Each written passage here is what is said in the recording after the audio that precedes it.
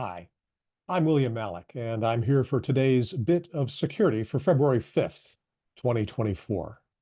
I've said before that people are the strongest link.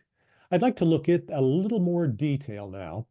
And I'm referring to a model that predates the old people process technology model. This came up in 1965. A professor named Harold Leavitt developed what he called the diamond model. It had four components: the structure of the organization, the people in the organization, the technology they use, and the tasks they have to perform.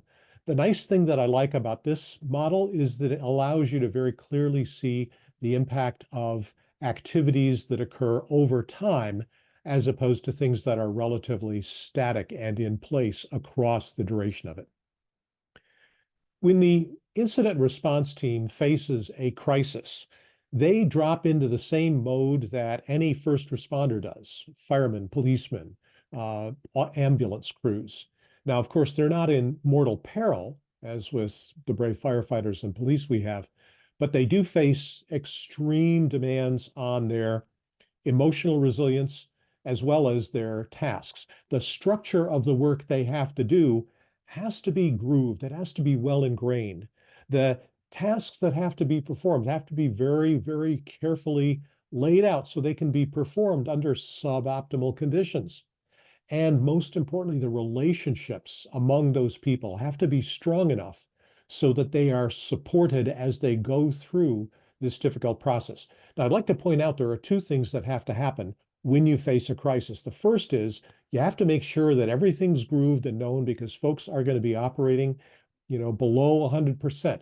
And the second thing is you have to have a proven, validated plan to get back to normal operations, to resume business as usual.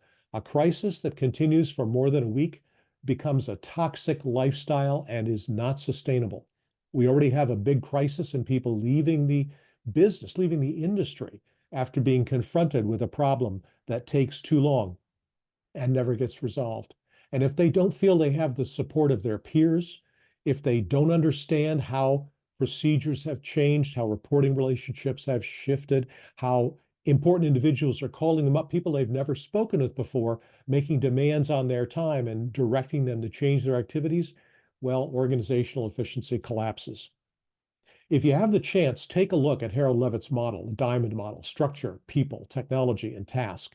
Think about what you can do to strengthen your team. Think about how to increase the level and depth of engagement so that your people can reinforce you and each other in the midst of a crisis, and you'll have a good chance of getting through it. Stay safe.